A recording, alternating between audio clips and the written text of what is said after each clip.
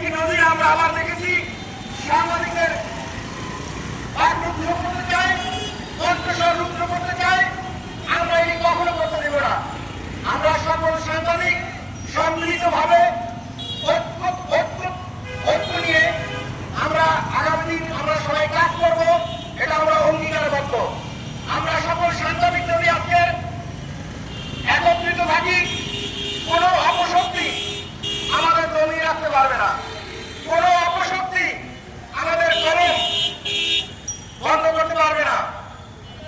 আমরা সম্পাদক সহ 4 জন সাংবাদিকের বিরুদ্ধে যে মিথ্যা হয়রানিমূলক মামলা, একটি প্রতিনিধি জানাচ্ছি। আমরা শুধু আজকের বরিশালে নয়, সমগ্র বাংলাদেশের প্রতিটি জেলা উপজেলায় একযোগে আমাদের এই মানববন্ধন কর্মসূচির আয়োজন করা হচ্ছে।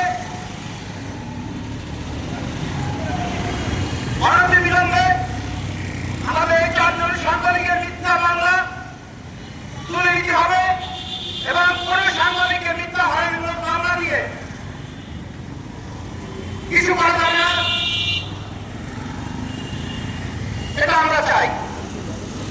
ধন্যবাদ।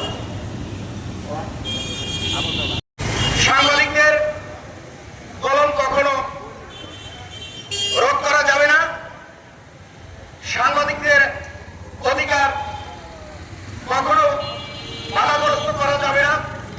এটা আমরা বিগত দিনেও আমরা বরদাস্ত করি, এখনো করবো না, আগামীতেও করবো না। কারণ আমরা সাংবাদিকরা সবসময় মাঠে ঘাটে আমরা কিন্তু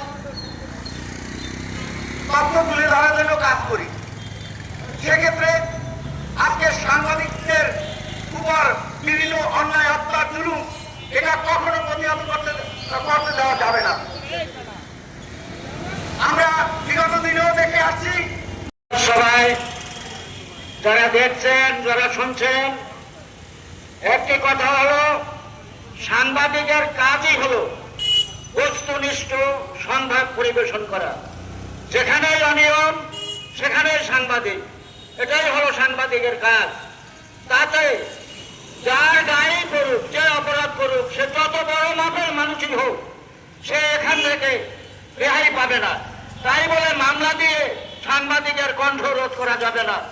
বিগত দিনেও পারে নাই, আজকেও পারবে না, ভবিষ্যতেও পারবে না। এর নামই হলো সাংবাদিকতা। কাজে আমরা সত্যনিষ্ঠ সংবাদ পরিবেশন করব। তাতে আপনারা যতই মামলা দেন, আমরা আমাদের জায়গায়, আমাদের অবস্থানে আমরা ঠিকই দাঁড়িয়ে থাকবো।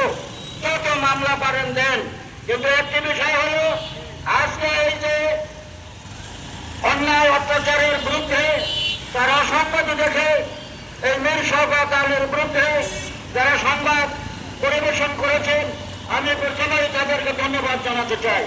সাথে সাথে এই মীর শওকত আলীকে বলতে চাই, মীর শাহ আলমকে বলতে চাই, অনতিবিলম্বে আপনি এই সাংবাদিকের বিরুদ্ধে যে মামলা দায়ের করেছেন, ওই মামলা অনতিবিলম্বে আপনি তুলে নেন। নাইলে এইভাবে